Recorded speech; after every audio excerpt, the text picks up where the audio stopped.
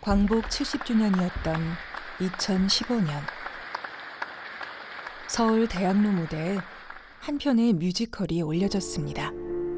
일본 놈들 쫓겨가고 미군들이 들어와서 해방인 줄 알았더니 그놈이 관객들의 입소문을 타고 해를 넘기며 앵콜 공연을 거듭한 이 작품은 1946년 미군에 의해 희생된 화순탄광 노동자들의 이야기였습니다. 미군정이 들어와서 우리나라 사람들하고 최초로 충돌이 일어난 사건. 광부들이 가진 게 뭐가 있죠? 뭐 곡괭이, 뭐 돌멩이, 뭐 이런 것들밖에 없는데 뭐 탱크, 장갑차, 기관총 이런 것들을 가지고 있는 미군정과 대치를 하는 거잖아요. 얼마나 무서웠겠냐는 거예요. 수많은 광부들이 죽고 다쳤던 비극적인 사건. 미안하다. 하지만 이들의 비극은 질곡의 역사 속에 묻혀버렸습니다.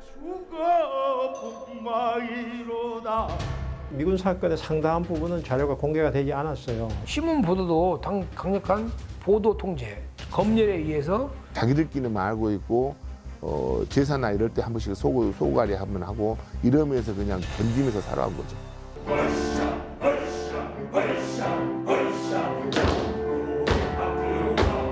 해방의 감격이 채 가시지 않았던 1946년 전남 화순에선 무슨 일이 벌어졌던 것일까요?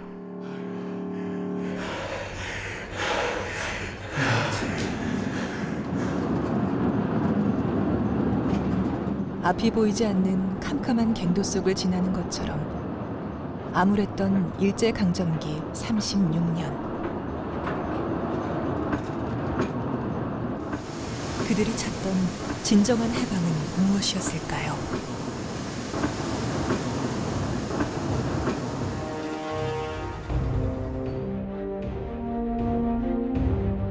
광부들의 또 다른 눈이나 다름없는 칸데라의 불빛. 그것이 비추고 있는 길을 따라 역사 속에 감춰져 있는 진실을 찾아가 보려 합니다.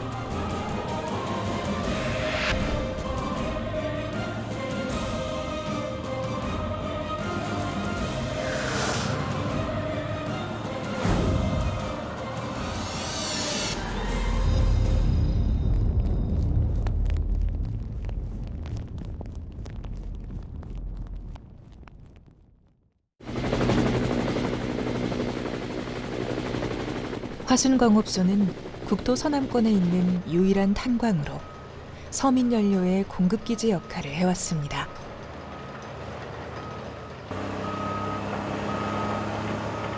화순탄광의 역사는 구한말인 1905년으로 거슬러 올라갑니다. 일제강점기를 거치면서 본격적인 석탄 생산을 시작해 오늘에 이르고 있습니다. 갱도에서 보면 보통 한 막장 작업 개수까지 보통 한 4,000m. 이 이동 거리가 한 4,000m를 보시면 됩니다. 한때 24시간 3교대로 채굴을 하며 연간 70만 톤의 석탄을 생산하기도 했던 화순탄광은 폐광을 앞두고 있습니다.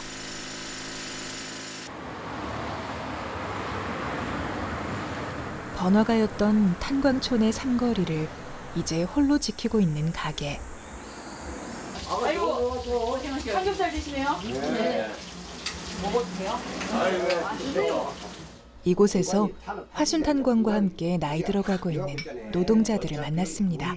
하루 종일 탄가루를 마시며 쌓였던 피로를 푸는 데는 이만한 것이 없다는군요.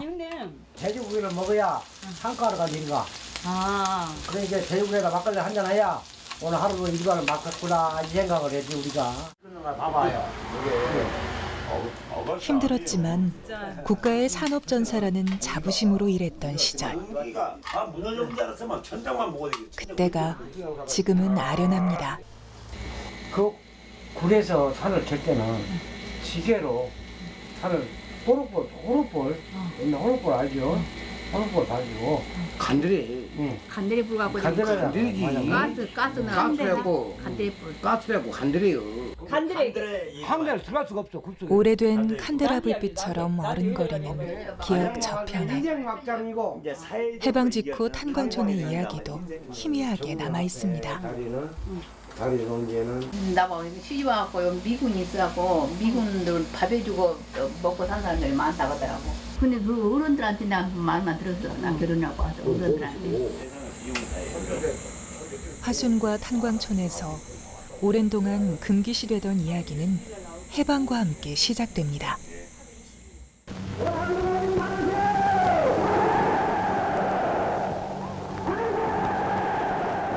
일제가 태평양 전쟁에 항복을 선언한 그날, 우리는 일제의 식민 지배로부터 해방되었습니다.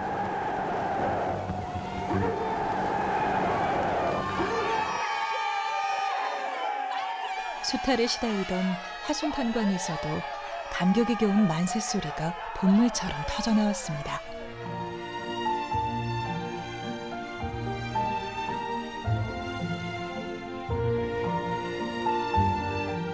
일본인들이 떠나자 광부들은 자발적으로 나서 탄광을 운영하고 관리하며 자신들의 일터와 독립된 나라의 주인으로서 새로운 세상을 꿈꾸기 시작했습니다.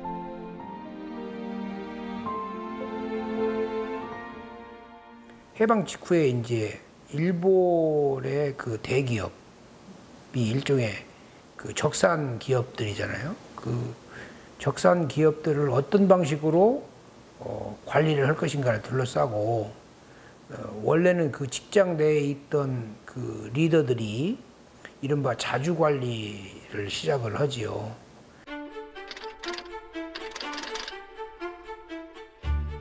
되찾은 나라에서 애국하는 길은 열심히 일하는 것이라 여겼던 광부들.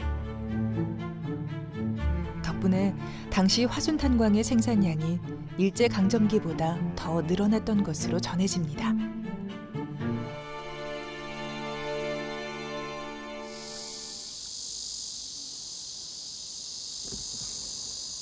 해방된 그해 10월,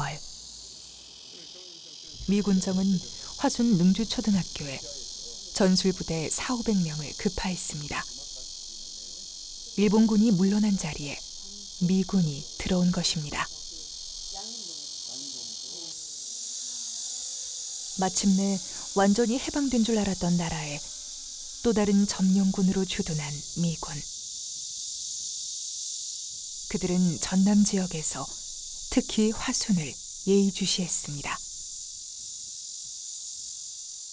이양에 일본군들이 집결이 있어가지고 저희들이 이제 결국은 일본으로 퇴각을 하게 되잖아요. 근데 바로 거기서 여러 가지 문제점이 있었는가 봐요. 그러니까 능주치한 데가 쫓아가가지고 바로 거기서 일본군 무장해제를 했다는 그 기록들이 많이 있습니다. 그런 활동을 보면서 미군이 아 여기는 그냥 다른 지역과 같이 호락호락한 지역이 아니구나 해서 바로 이 지역을 자기들의 관심 지역 또 어떻게 말하면 위험 지역 이렇게 자기들이 명명해서 이 지역을 점령 통치했을 것으로 그렇게 판단이 됩니다. 올해로 개교 110주년을 맞는 능주초등학교는 화순에서 가장 오래된 학교. 당시 미군이 화순읍을 두고 이곳에 주둔했던 또 다른 이유를 짐작해 볼 수 있습니다. 동네형이 아니라 예. 해방이 되기 전후의 상황에서 화순 탄광이 탄광으로서 활약을 해나가고 바로 거기에 많은 노동자들이 필요하게 되니까 이쪽에 농민들이 노동자로 많이 변화되기도 하고 또 노동자 겸 농민으로서 살아나가는 그런 상황에서 능주의 여러 가지 경제 기반이라는 것 자체 대단히 컸던 것이죠.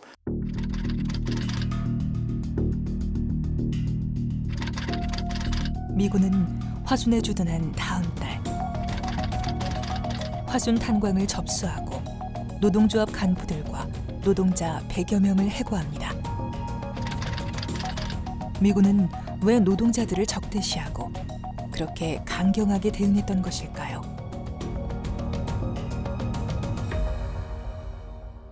그 당시에 이 미군이 진주한 뒤에 일주일 후에 하주 장군이 본국에 전문을 보내는데 한국 상황에 대해서 굉장히 수선스러운 보고서를 보냅니다. 나는 지금 뭐라고 표현했냐면 나는 지금 언제 터질지 모를 하산의 가장자리를 걷고 있다 라는 표현도 나오고요. 이것은 불만 댕기면 폭발할 하약통이다 라는 표현도 써요. 그리고 미군정이 그런 한국에서의 어떤 정치적 열기나 혁명적 열기를 기존 질서와 점령 통치를 위협하는 요인으로 간주하고 그것들에 대해서 처음부터 그렇게 우호적인 태도를 취하지 않았었다라는 것이죠.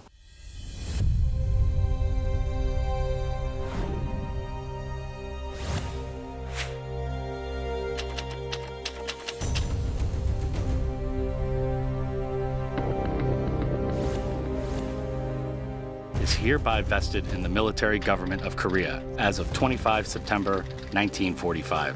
It is illegal for any person to claim ownership without the authority of the military government of Korea.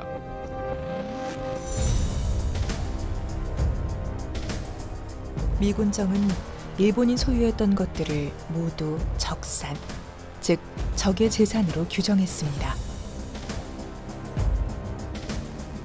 그리고 해방 후 노동자들이 관리하던 산업시설까지 미군정청에 강제로 귀속시켰습니다. 사실은 노동자 자주관리 운동이나 이런 걸 통해서 그 관리 능력을 이미 많은 부분에서 자생적으로 보여주고 있었는데 그것들을 부정하고 과거에 일제 복무했던 사람들이 다시 갖다 앉히는 뭐 이런 이제 일들이 벌어지는 것이고요. 그거는 당시를 살았던 한국인들로서는 납득할 수 없는 것이죠. 더욱 심각했던 것은 식량 사정이었습니다.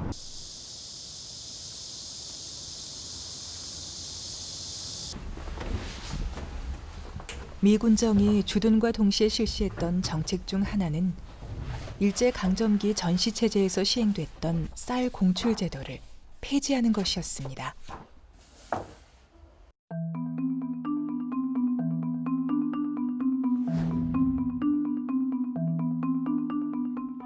(1945년 10월) 일반고시 제1호를 발표한 미군정청. 쌀의 자유시장화를 선언하는 것이 핵심 내용이었습니다. 이 정책은 엄청난 혼란을 불러일으켰습니다. 당시의 한국 상황에는 전혀 맞지 않았어요. 어떤 일들이 벌어지냐 하면 우선 매점 매석이 이루어지고요.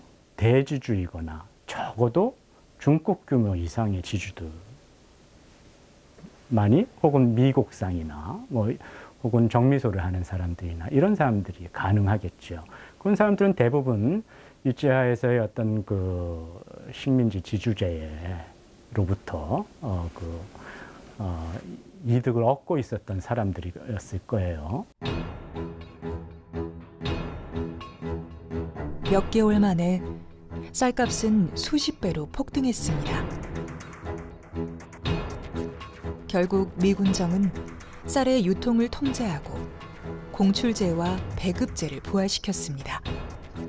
하지만 식량 위기는 계속됐습니다. 배급 얼마나 받았어요? 내 업식 주던 걸 이번에 새 업으로 줄였다니까. 그걸 가지고 5식구 어떻게 먹여 살려요? 하루도 못 버티는 걸 닷새를 버티라고 하니까 아주 죽을 맛이여.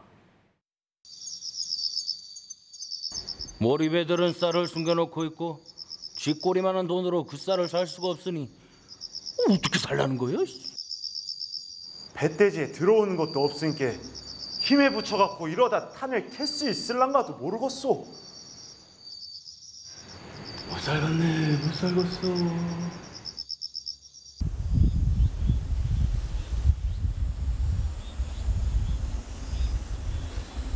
하나 둘 빈집이 늘어가는 탄광촌 골목.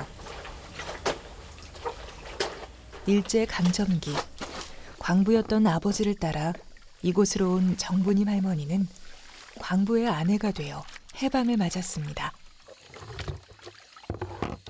일정 때 보통 해갖고 해방된 뒤에도 했으니까 나 한 40살 먹어서 한 10년 동안 했겠구만. 그죠? 며칠 전 일도 가물가물한 나이지만 탄광촌에 미군이 들어왔던 그 시절의 기억은 지금도 생생합니다. 미군들이 오면 막 이거 우리가 숨고 막 그랬어. 빨래하다가도 미군 차가 오면 다리 밑으로 들어가고 막 숨고 그랬어. 미군보다 더 무서운 것은 굶주림이었습니다. 탄광 노동자들은 최저 생활임금 보장 등의 요구 조건에 치켜들었습니다. 일도 안 했고, 그냥 먹을 것이 없다. 그러니까 이제 큰 집으로 요구 조건 간다 그러고 막 가던 거야. 할머니도 당시 돌이 채 안 된 큰아들을 업고 남편과 탄광 사람들을 따라 나섰습니다. 여가 큰아들이라고. 어디 여가 큰아들이. 막 속을 그랬어. 아이고 우리 애기나 친정엄마한테 우리 친정엄마는 안 나왔어. 친정엄마한테나 놔두고 꼬인디 괜히 내가 애기를 얻고 왔다. 막 이런 생각이 들더라고. 애기라도 살게. 진짜 총을 퉁퉁 넘게 총 나와서 죽여볼 줄 알고 그런 생각이 들어 막. 해방둥이를 낳았다며 기뻐했던 그들에게 무슨 일이 있었던 걸까요? 북통은 광주 가서 터뜨리지 않게요. 이러다 날 말 껐어. 갑시다! 갑시다!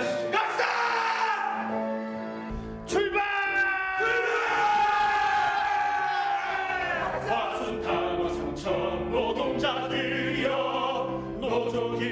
해방 1주년 8월 15일 새벽 화순탄광 노동자들은 광주로 향했습니다.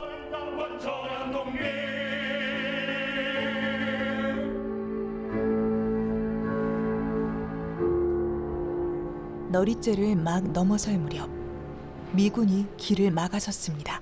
시방 이것이 뭔 일이다요? 뭔 전쟁이라도 났는갑소? 막는다는 소리 들었지만 암만 해도 요건 너무 심한 것 같은데. 왜 못 가게 합니까? 왜? 못담 씌우라고 탱크까지 몰고 와서 우리 앞길을 이렇게 막고 이러는 것이오? 왜? 그래요? 아니 해방 기념하는데 좌익우익이 따로 있단가? 어쨌든 우리 가야겠은 게 길을 열어주시오. 밀어요! 비키시오. 나오라고.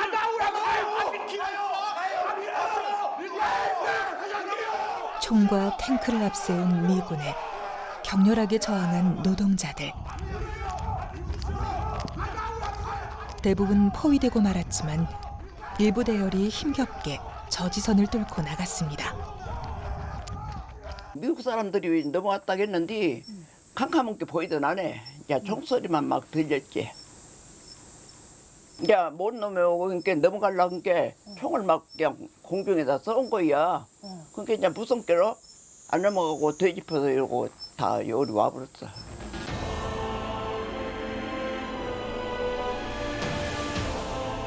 광주에서 열린 해방 1주년 기념식.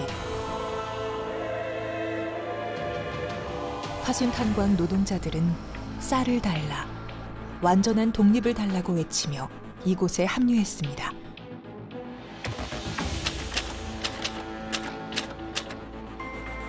광주 진출을 저지하는 데 실패한 미군은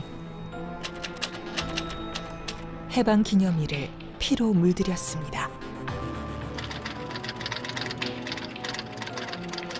미군 비행기 6대와 무장한 병력을 동원해 시위대에게 총격을 퍼부으며 무자비한 강제 해산에 나섰습니다.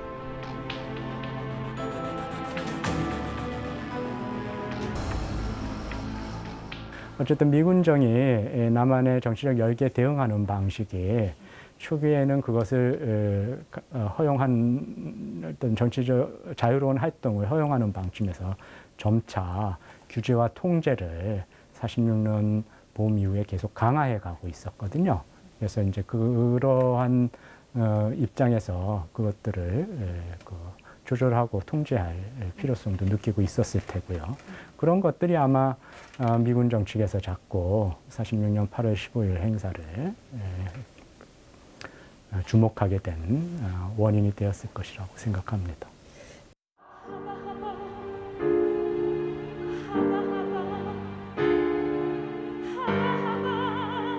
더 큰 비극은 화순으로 돌아오는 길에 일어났습니다.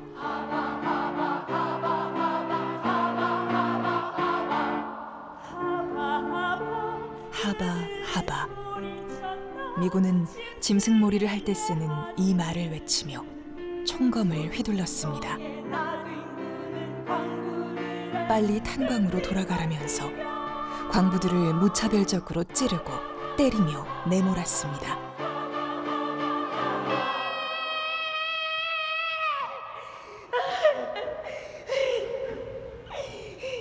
아마 화순 탄광 사건은 해방 직후에 일어났던 미군에 의한 피해의 가장 대표적인 사건이고 최초의 사건이고 그래서 굉장히 중요한 사건인 것은 틀림없으나 근데 문제는 이제 소상히 밝혀지기 어렵다는 거죠. 그 민감한 자료는 미국이 거의 공개를 안 한다는 이야기죠.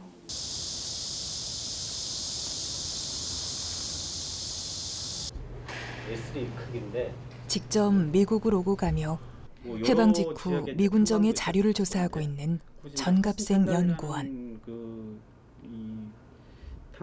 최근 미국 국립문서기록관리청에서 미군정 통신부대의 자료를 확인하던 중 당시 화순 탄광 사진이 다른 지역에 비해 유독 많다는 점을 발견했습니다. 그래서 한 달에 한 10장 정도고 적을 때는 대여섯 장 혹은 그 이하의 수준인데 그리고 주로 보면 조선 전체 상황을 갖다가 그 달에 찍은 사진들이 그 정도라는 거예요. 근데 하순 탄광 1948년 7월 달에 사진을 10장 정도 있다라는 거는 그만큼 중요한 의미를 담고 있기 때문이기도 하고 하순 탄광에 대해서 미군이 관심뿐만 아니라 여기에 어떤 주요 활동하고 있는 상황이라든지 변화라든지 이런 것들에 대해서 굉장히 주시하고 좀 한편으로 보면 감시하고 있었다고 하는 느낌까지 줄 정도 면이라든지 아니면 사람이 당시 미군의 정보일지로 알려진 G2 보고서에서는 1946년 8월 15일 화순 탄광 사건에 대한 기록도 확인할 수 있습니다. 46년 8월 15일 날 강주에서 있었던 해방 기념 행사 과정에서 있었던 그 시위를 하고 하순 탄광 노동자들 시위하는 그 인원들이 그 인원과 그다음에 그 25병여단의 그 일중대가 그 노동자들을 이제 진압하는 과정에 있었던 내용을 간략하게 담고 있는 거죠.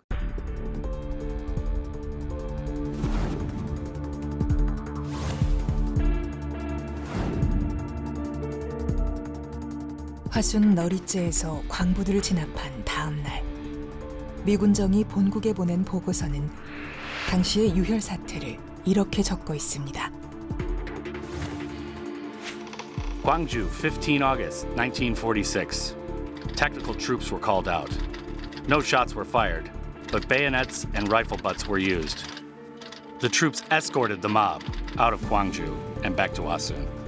Several Koreans were injured, none seriously.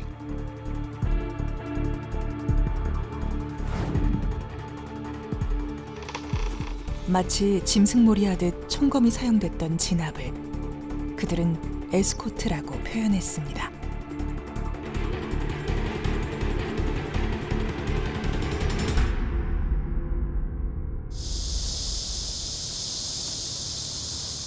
그러나 당시 국내 신문 보도에서 우리가 확인한 사실은 미군의 보고서 내용과는 전혀 다른 이야기를 하고 있습니다. 하여도 식량을 주지 않기 때문에 우리는 9월 29일부터 전국 노동자 신문에 따르면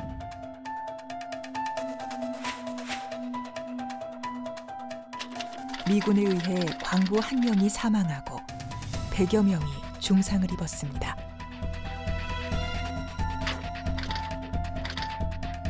여론이 악화되자 미군 방첩대가 특별수사를 진행했지만 사망자에 대한 미군의 가해는 없었다고 결론지었습니다.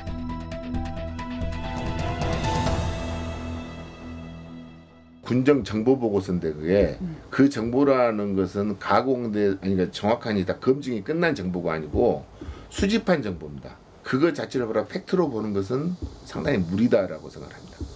그래서 거기서 사건의 실마리를 잡아서 조사가 진행되는 것이 맞지. 뭐 군 부대 보고서에 혹은 정보 보고서에 있었기 때문에 이건 100% 사실이다 이렇게 보는 건 맞지 않죠.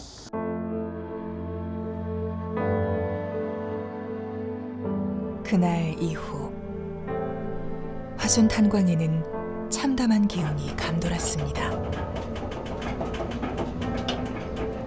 그리고 그해 9월 24일 전국의 열차가 멈춰섰습니다.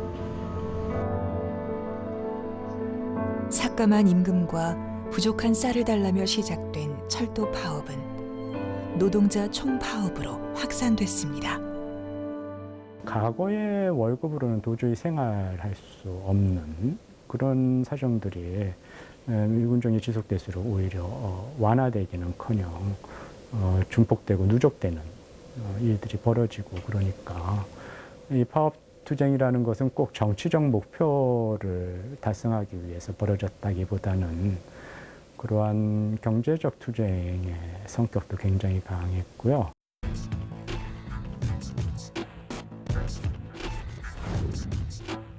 하지만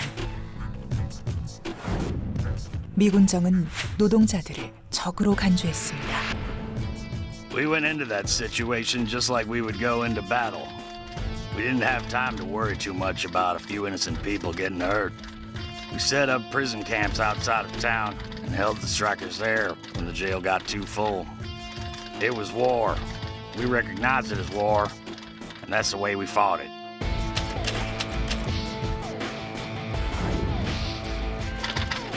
(10월) 들어 대구를 시작으로 노동자들의 총파업은 민중항쟁이 되어 농촌 지역까지 들불처럼 번졌습니다.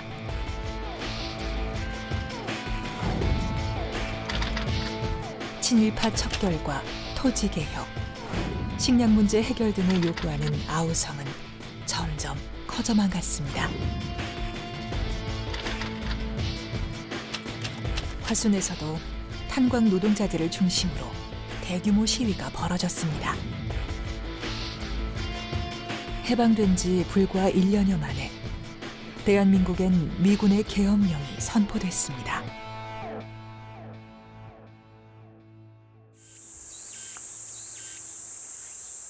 그리고 11월 초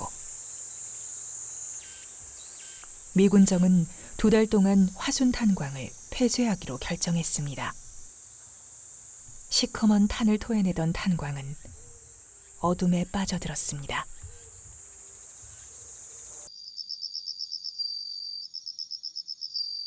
며칠 뒤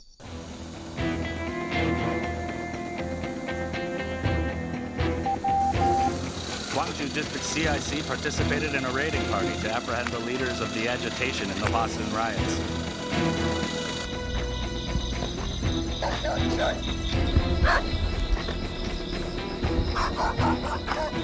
The party consisted of 10 infantrymen, 2 military government troops, 4 CIC agents, and 10 Korean policemen,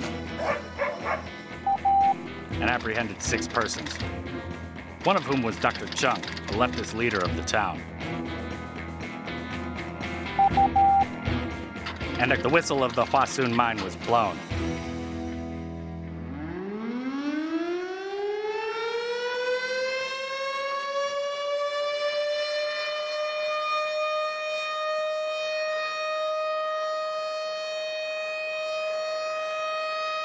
사이렌이 울리자 기다렸다는 듯 2천여 명의 광부들이 뛰쳐나왔습니다.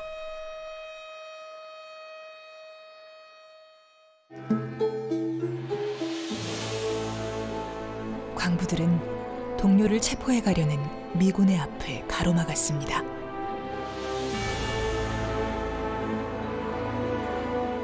미군은 총을 쏘며 다가오는 광부들을 뚫고 집차로 돌진했습니다.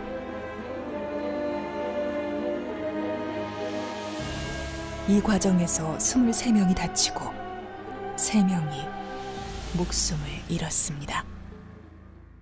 그 진압하는 과정에서 미군 그 트럭이 그냥 아버니가 선발대로 아마 서서 그렇게 하셨나 봐요.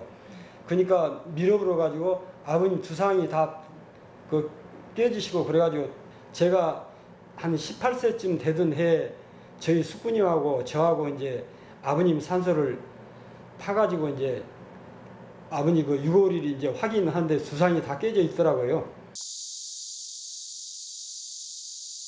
비극은 여기서 끝나지 않았습니다.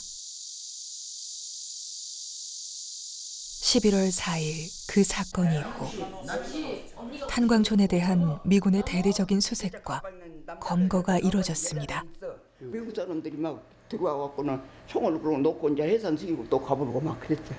미군들이 오면 소금하고 꼬치까지 오고 사갖고 막 불이라게 해. 근데 이거 와서 총을 막 쏴본데 어떻게 불이 걷는 거 이제 막 내빼부터 나는 애기를 넘기다 놔두고.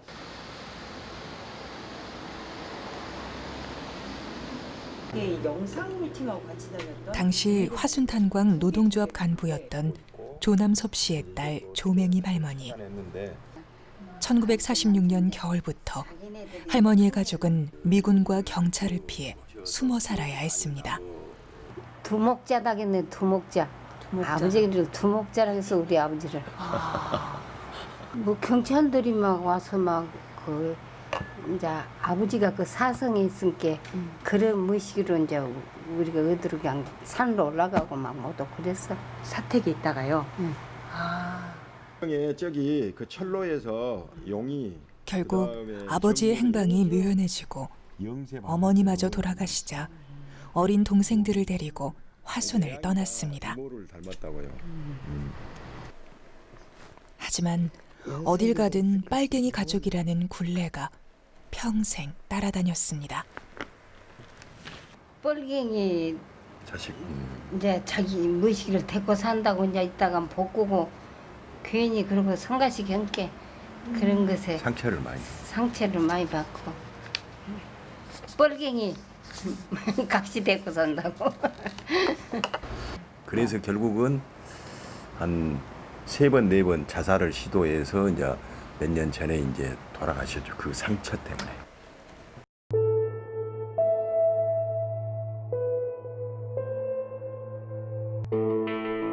해방 직후 화순탄광에서 주도적으로 활동했던 노동자들은 그렇게 좌익으로 낙인 찍혔습니다. 그들 중 일부는 산으로 들어가 화순탄광의 줄임말인 화탄부대가 되기도 했습니다. 화탄부대는 아직 북한하고는 연결되지 않았던 자생적인 남성 노동자들에 의한 무장저항 조직이 화순 지역에서 부분적으로 만들어졌다.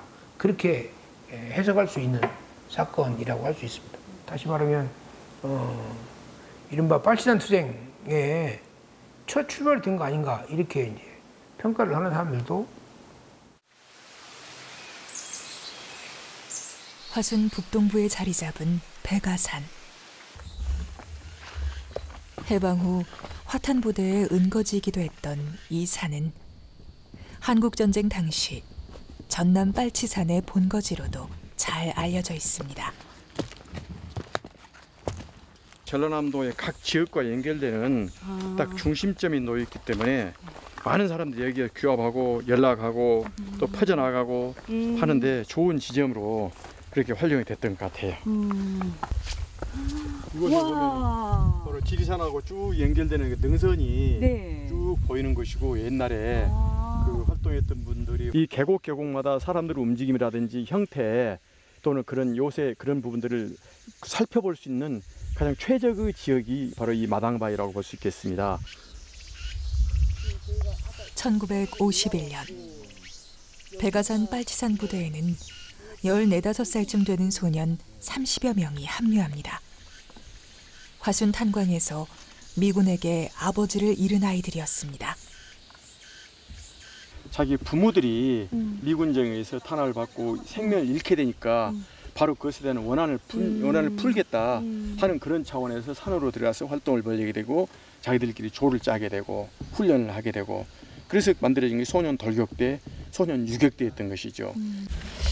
여기서는 안 나오던데. 소설가 조정래 씨는 이곳 마당바위에서 진보경제학자 박현채 교수에게 백아산 항미 소년돌격대 이야기를 전해 듣고 그것을 소설 태백산맥에 담기도 했습니다.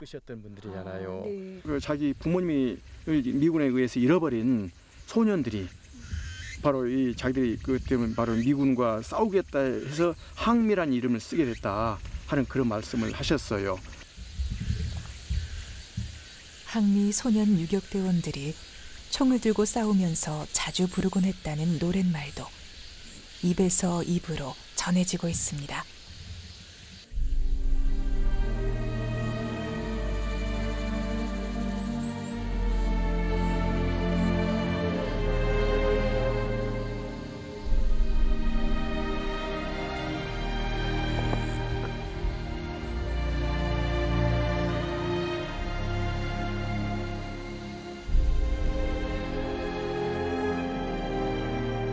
화순 탄광의 원한을 갚겠다던 소년들은 전쟁이 채 끝나기 전 아버지들의 뒤를 따라갔습니다.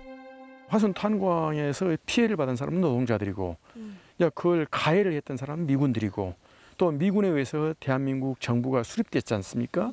또 대한민국 정부를 이끌어갔던 그 지도자들은 다 친미적인 또 미국의 우호적인 그런 사람들이었기 때문에 화순 탄광 문제 이 사건이 부각될 수 없는 그런 여러 구조적인 요인이 이미 잠복되어 있는 것이죠. 그렇게 1946년 화순 탄광 사건은 어둡고 긴 침묵 속에 빠져 잊혀져 갔습니다.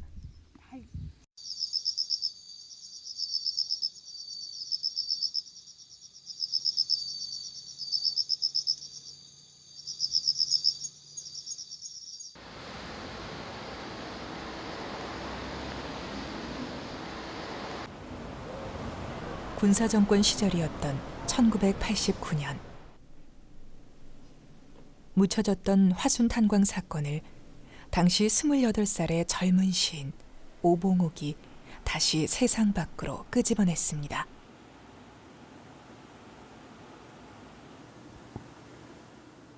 해방 전후 화순 탄광 노동자들의 이야기를 두 권의 대하 시집으로 엮어낸 것입니다.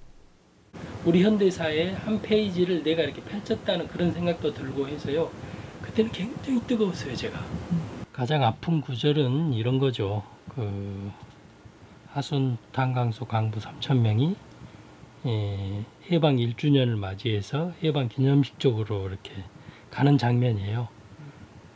이 사람들이 갈 때 얼마나 흥분된 기분으로 갔겠어요. 그런 표현들이 여기 나오죠. 탐 묻은 아짐씨들이 서로 나와 꽃처럼 손을 흔들고 아이들도 저마다 나와서는 뛰고 노래하고 소리 지르니 개들도 껑충껑충 날라리가 났네.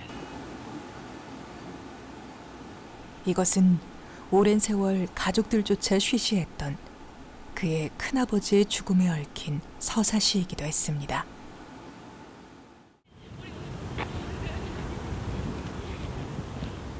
그 시집이 출간된 후 시인 오봉옥은 경찰에 쫓기는 신세가 됐습니다. 이렇게 설렁설렁하지 않아요. 그리고 9개월 만에 그는 물론이고 발행인까지 체포됐습니다. 잡혔죠. 서희다 잡혀가지고 남영동 박종철 열사가 죽은 곳인데 그 남영동으로 끌려갔어요. 그래서 남영동에서 똑똑하게 조사를 받았죠. 그때 서울지검 공안일부가 그에게 붙인 죄목은 이적 출판물 제작.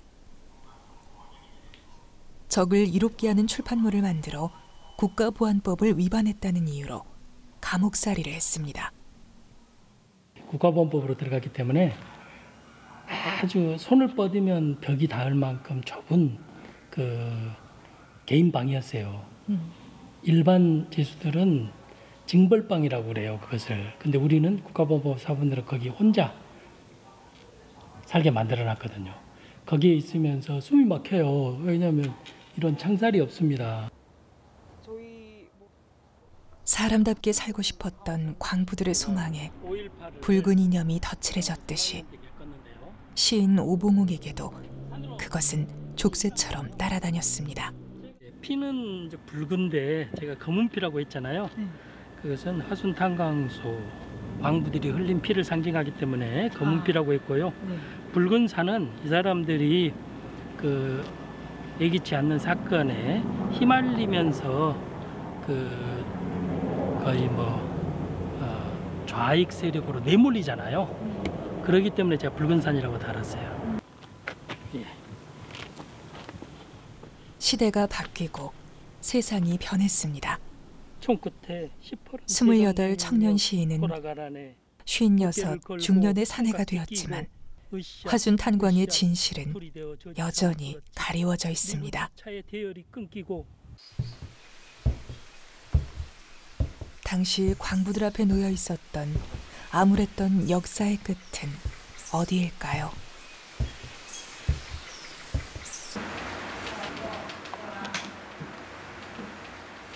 지난 2007년 진실화해위원회는 화순탄광 사건에 대해 조사했습니다. 하지만 대부분의 미군정 관련 사건들처럼 진실규명 불능으로 처리됐습니다. 그때 이 진실 규명이 어려운 대부분의 미군 사건은 대부분 불능 처리가 한꺼번에 됐어요. 그런데 이거는 너무 이른 사건이고 해방 직후이기 때문에 그래서 증언이나 자료를 얻기가 매우 어려워서 아마 그냥 붙잡고 있었다가 더 이렇게 위원회가 문을 곧 닫게 되면서 추가적인 조사가 안 된 상태로 마무리된 게 아닌가 저는 그렇게 생각이 되네요. 평화의 섬 제주. 제70주기 4.3 희생자 추념식이 제주 4.3 평화공원에서 거행됐습니다. 4.3의 완전한 해결이야말로 제주도민과 국민 모두가 바라는 화해와 통합, 평화와 인권의 확고한 밑받침이 될 것입니다. 4.3 항쟁 70주년 기념사업회는 화순 탄광 사건을 다룬 뮤지컬 화순 1946을 제주에 초청했습니다. 실제로 그분들이 저희 공연을 초청하면서 문구를 적어 넣으셨던 게 4.3 이전의 4.3을 보다라는 문구였어요. 그러니까 화순 탄광 사건도 그렇고 제주 4.3도 그렇고 미군정기, 그러니까 해방공간이라는 미군정기에 생긴 사건들이거든요. 그리고 그 역사가 그 비극의 역사가 화순 탄광 사건부터 시작된 걸로 이제 보시더라고요. 그래서 그것들이 그렇게 밀접히 연결되어 있다라는 의미에서 그런 4.3의 눈으로 화순 탄광 사건을 보셨던 게 아닐까.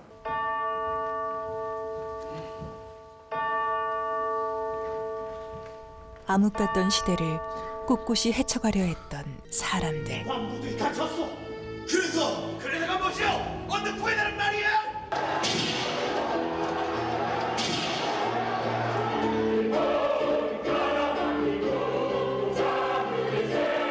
그들의 외침은 시대를 넘어 크고 깊은 울림을 전하고 있습니다.